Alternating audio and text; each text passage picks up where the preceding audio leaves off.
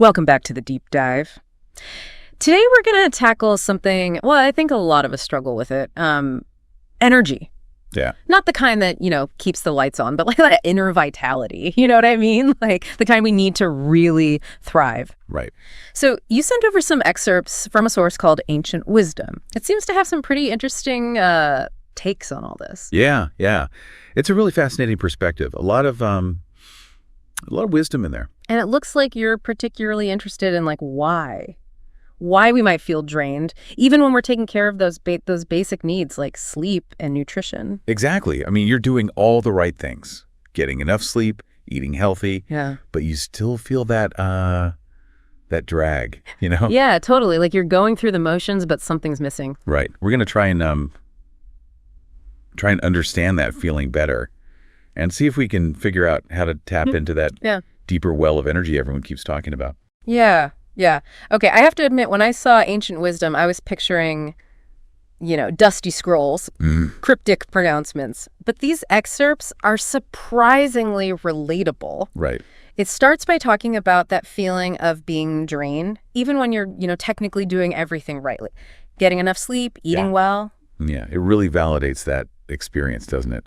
That feeling of being burnt out, even when you're checking all the boxes. Totally. And it even makes this analogy to a smartphone, which I found really helpful. Like our energy is like our phone's battery. And modern life, it's like having a ton of apps running in the background, constantly draining the battery. Yeah, that constant drain without us even realizing it, right? Yeah. It's insidious. Totally. So what are some of those energy draining apps, so to speak, that Ancient Wisdom calls out? Well, it goes beyond just the obvious things, like work deadlines and financial stress. Yeah. It even suggests that seemingly positive things like the constant pursuit of achievement, always striving for more, or the pressure to be happy all the time. Yeah. All the time. Those things can drain our energy too, if we're not careful. Oh, yeah. That makes a lot of sense. It's like we're constantly striving, constantly trying to keep up with everything and everyone, and it is exhausting. Yeah, it's relentless. But I'm curious because this source, it goes on to talk about energy as this fundamental life force.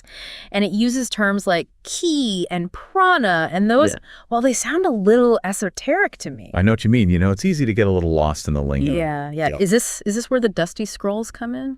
Not quite. What's fascinating is that while Ancient Wisdom draws on these ancient traditions, right, it doesn't get lost in all the mystical jargon. Right. It acknowledges that energy is a concept that's been explored across cultures for centuries. Yeah. We see it in Eastern philosophies like traditional Chinese medicine, Ayurveda, even in Western mystical traditions. So it's not just like a new age fad or something. It's something that humans have been grappling with for a really long time. Exactly. For millennia. Yeah. And Ancient Wisdom argues that, while we may not fully understand energy from a purely scientific perspective, right, we can all feel it. We know what it feels like to be full of vitality.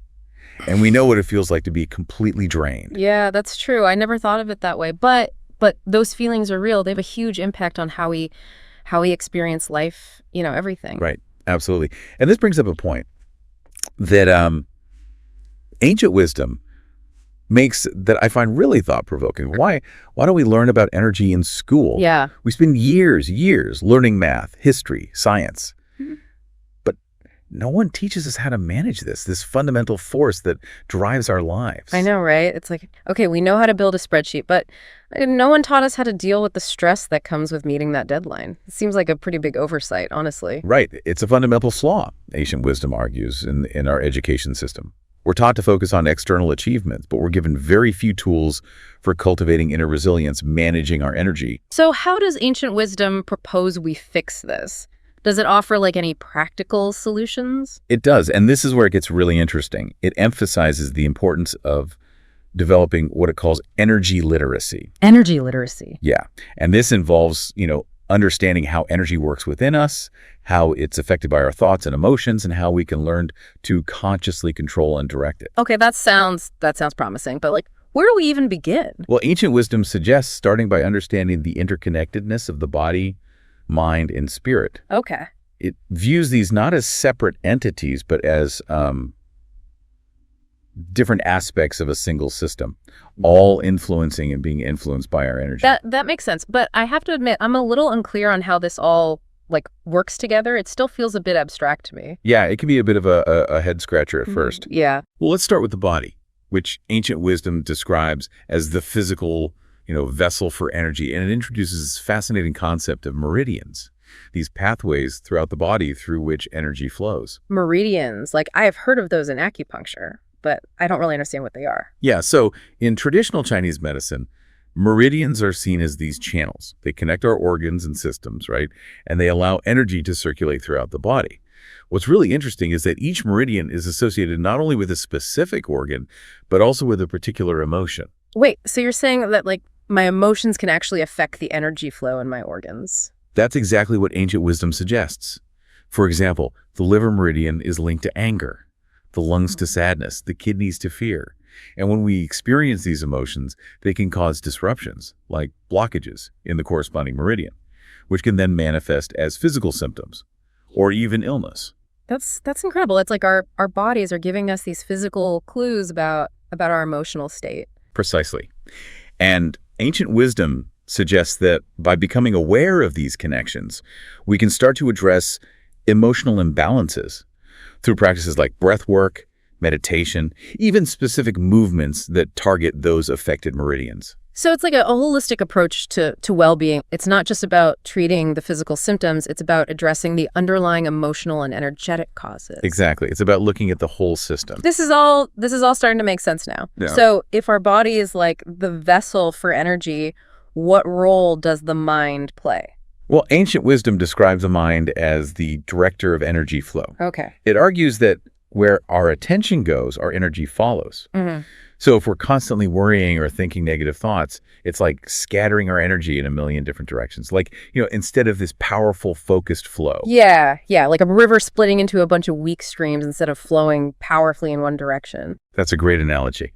And ancient wisdom suggests that by learning to control our thoughts, focus our attention, we can direct our energy towards what we want to achieve. So it's not just about trying to like think positive all the time. It's about learning to consciously like direct our mental energy. Precisely. It's about being intentional with our thoughts.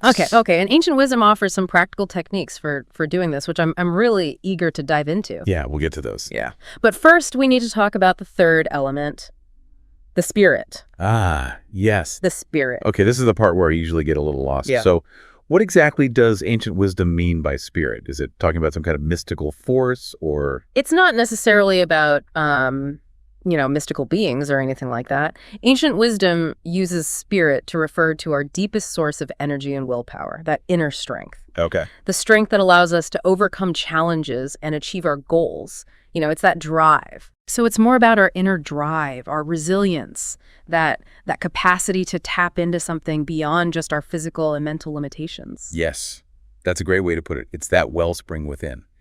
Ancient wisdom suggests that the spirit is the wellspring from which all our energy flows. When our spirit is strong, we feel energized, capable. When it's depleted, we feel drained, discouraged. I'm starting to see how all these pieces fit together now. It's like we have this incredible power source within us, but we often don't know how to access it, how to use it effectively. Exactly. That's the core of what ancient wisdom is trying to address. It's not about acquiring more energy. It's about learning to tap into the energy we already have and direct it in a way that supports our well-being and helps us create the lives we want. Okay, I'm hooked. Tell me more about how we can actually do this. What specific techniques does ancient wisdom recommend? Well, that's a discussion for the next part of our deep dive. Oh, okay. But first, we need to explore one more crucial aspect of energy, our emotions. Emotions. How do those fit into the picture? Well, ancient wisdom argues that emotions are not just feelings we have, they're actually energy in motion. Hold on, so you're saying my feelings are literally forms of energy? That's what ancient wisdom suggests. And it goes on to say that positive emotions, like joy, love, gratitude, those create a harmonious flow of energy within us, while negative emotions like fear, anger, sadness, those can disrupt that flow and create blockages. Oh, wow. So feeling good is literally good for our energy levels. And holding on to negative emotions is like creating an energy traffic jam. That's a great way to visualize it. Okay. Ancient wisdom suggests that learning to manage our emotions is crucial for maintaining a healthy energy flow, Right. and for creating a life that feels aligned and fulfilling. This is also fascinating. And I'm starting to see how understanding energy could really change, like how I approach my life, But I'm really eager to hear more about those practical techniques from ancient wisdom for like actually controlling and directing our energy. Can we dive into that now? We will, but we'll save that for next time. Got to keep you coming back for more. All right. Fair enough. Looking forward to it. Yeah, you're right. Understanding is only half the battle. Let's actually move into those practical techniques ancient wisdom gives us for actually working with this energy. Okay. But before we jump into specific practices, I think it's important to acknowledge how much modern life itself kind of throws our energy out of whack. Oh, yeah, 100%. I think anyone listening has felt that sense of being pulled in a million directions, bombarded with messages telling us we're not enough, not doing enough, not BYing enough. Exactly. Ancient wisdom calls this escaping the vortex. It argues that this feeling of being constantly off-kilter, it's partly by design. Like society often profits off our negative emotions. Hold on. By design, that sounds a bit conspiratorial, doesn't it? Maybe not a conspiracy in the Hollywood sense, but think about it. The messages that we're not good enough, thin enough, successful enough, they're everywhere. And they often lead us right to the checkout counter, promising a quick fix through consumption. Okay, yeah, I see what you mean. Buy this product, take this course, get this lifestyle, and then you'll finally be happy. It's a never-ending cycle.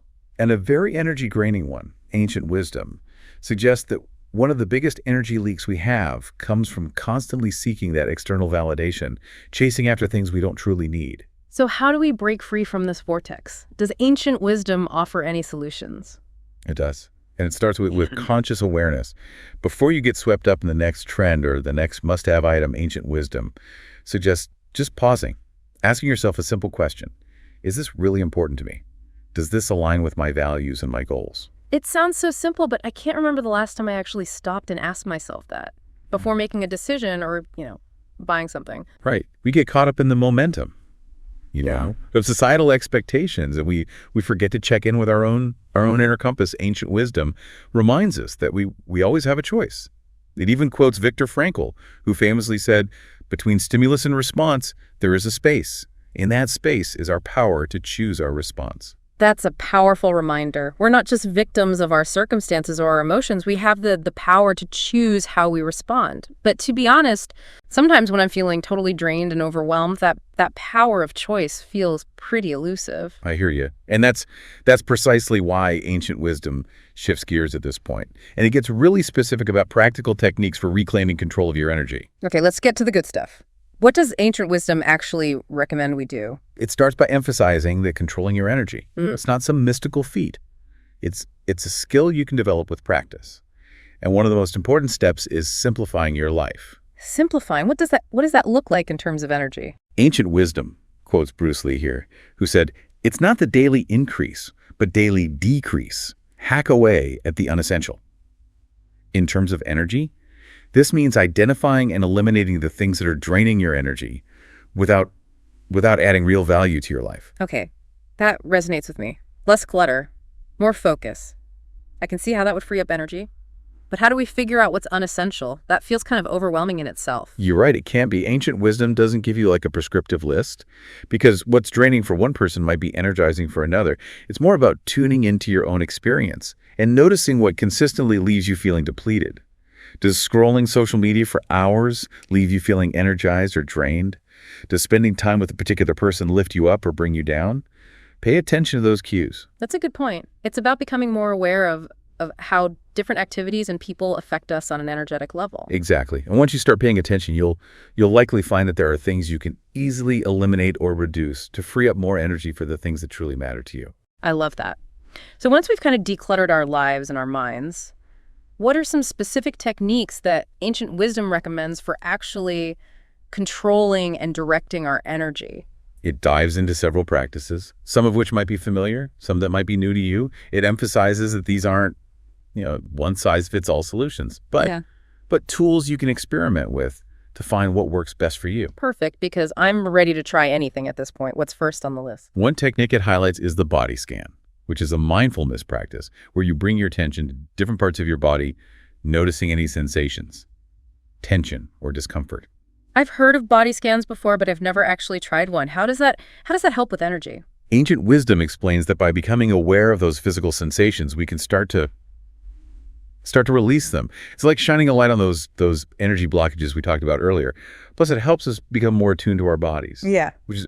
Which is essential for understanding how energy is flowing within us. So it's like an internal check-in where we take inventory of what's going on in our bodies. Exactly. And ancient wisdom suggests that by doing this regularly, even for just a few minutes each day, we can start to identify patterns and make adjustments to improve our energy flow. That's really interesting. Okay, what else does ancient wisdom recommend? Another technique it emphasizes is conscious breathing, which might seem obvious, but we often don't pay attention to our breath. Yeah, we breathe all the time without thinking about it. How do we make it conscious? Ancient wisdom suggests focusing on your breath, noticing the rise and fall of your chest or abdomen, and really feeling the air moving in and out of your body. It might sound simple, but it's a powerful way to calm your nervous system and bring your attention to the present moment. I've heard of breathing exercises for relaxation, but I never thought of it as a way to control energy. Yeah. How does that work? Ancient wisdom explains that in many traditions, breath is seen as the link between the body and the spirit, a way to regulate the flow of energy. When we breathe deeply and consciously, we're essentially sending a message to our bodies to relax, which can help to release tension and improve energy flow. Wow, I had no idea breathing could be so powerful. Okay, ancient wisdom also mentions sensing the energy in your palms. That one sounds a bit more out there. Can you explain that one? I admit, this one might take some getting used to, but ancient wisdom encourages trying it with an open mind. Essentially, you hold your palms facing each other and simply focus on the sensations you feel. Some people report feeling warmth, tingling, or even like a magnetic pull. It's about developing your sensitivity to subtle energy. Okay, I'm willing to give it a try. So these techniques are all about becoming more aware of our energy, but how do we actually control it and direct it towards our goals? That's where willpower and focus come in, which ancient wisdom dedicates a whole section to. These are the tools that allow us to consciously shape our energy and our lives. All right, let's talk willpower and focus. Those are two things I definitely struggle with, especially in today's world of constant distractions. It feels like my attention span is shrinking by the day. You're not alone. Ancient wisdom acknowledges that cultivating willpower and focus is challenging, but it emphasizes that they're like muscles. The more you use them, the stronger they become.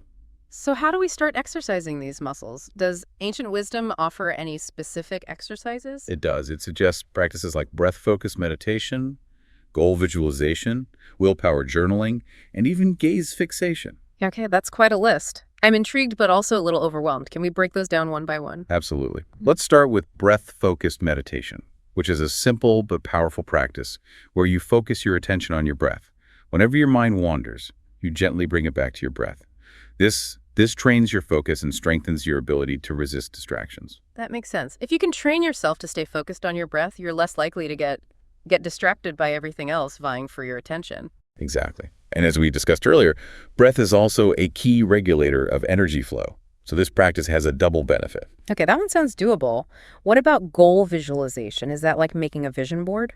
It can be similar, but ancient wisdom emphasizes the importance of not just seeing the end result, but also feeling the emotions associated with achieving your goal.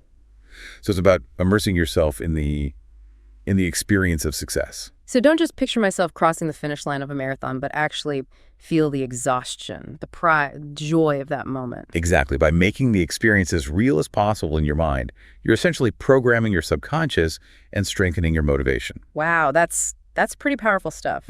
Okay, what's willpower journaling all about? Is that just writing down my goals? It's more than that. Ancient wisdom suggests writing down your most important goal for the day, as well as a specific plan for achieving it.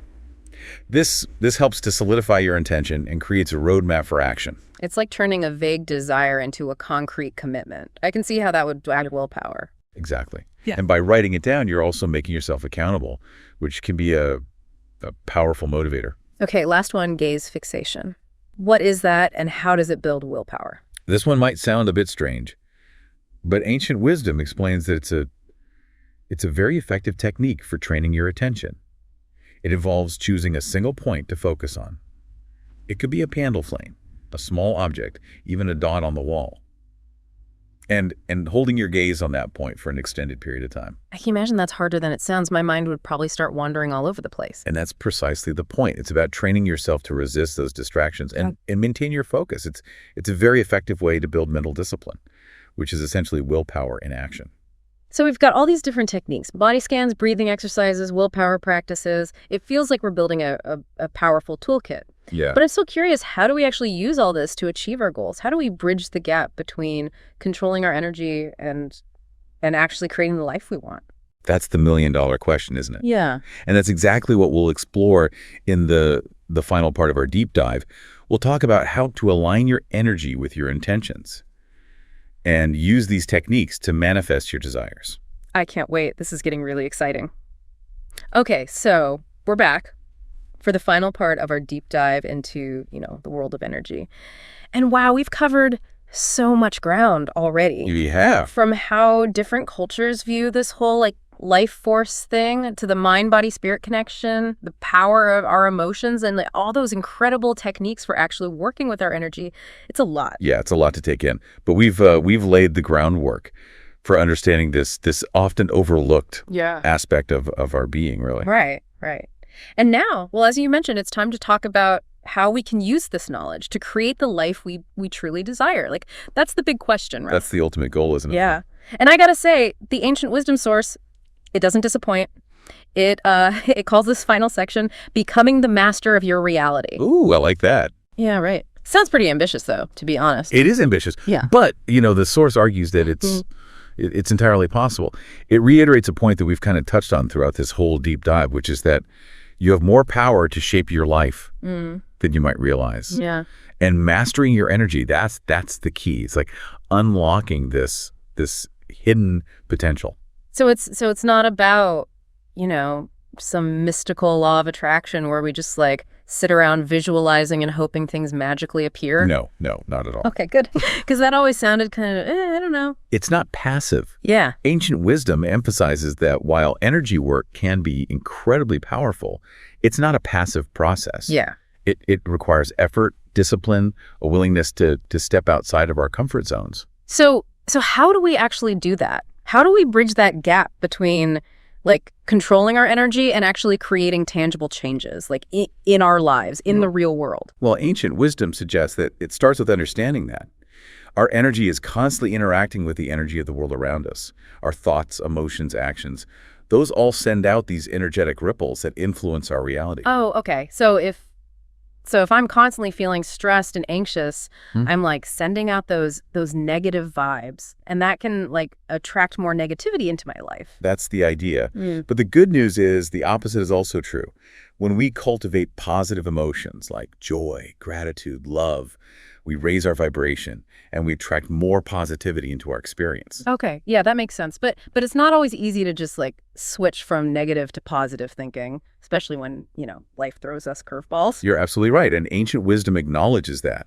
It's not about denying or suppressing those negative emotions. It's about learning to transform them. It's like alchemy, turning lead into gold.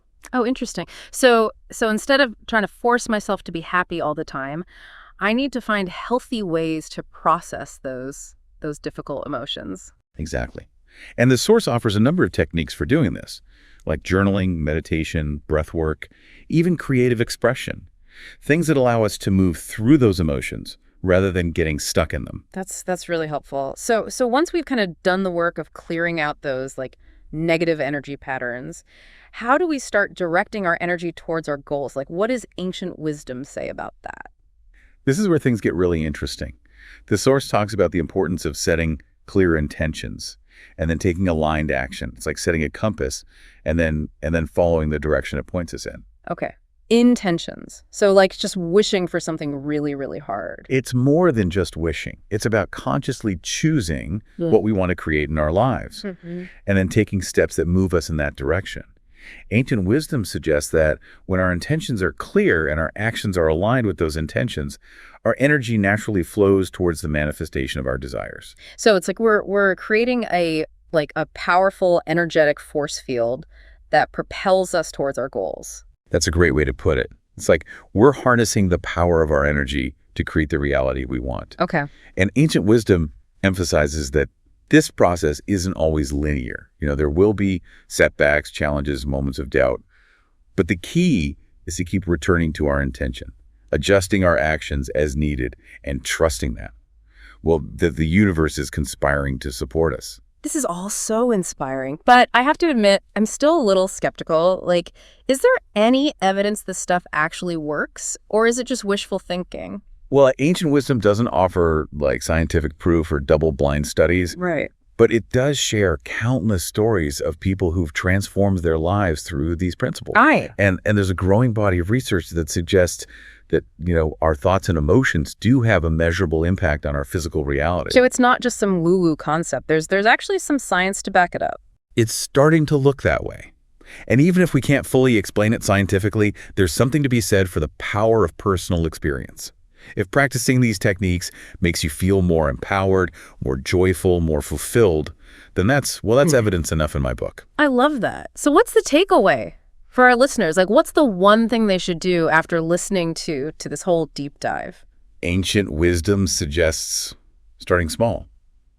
Choose one of the techniques we discussed and commit to practicing it for even just 10 minutes a day. Just start somewhere. Yeah, that feels manageable. It's not about overhauling our entire lives overnight. It's about making small, intentional shifts that can have a ripple effect. Exactly. Yeah. And remember, mastering your energy, it's a journey, not a destination. Mm-hmm. There will be ups and downs. But the more you practice, the more empowered you'll become. I think that's a perfect note to end on. This has been such an incredible deep dive. Thank you. Thank you for sharing your wisdom and insights. This has been really enlightening. It's been my pleasure. And remember, you have the power within you to create a life that is truly aligned with your soul's purpose. Wow, what a powerful message to end on. Thank you for joining us on the deep dive. And remember, the power to become the master of your reality, it lies within you. Start small, be consistent, and watch as your life begins to transform.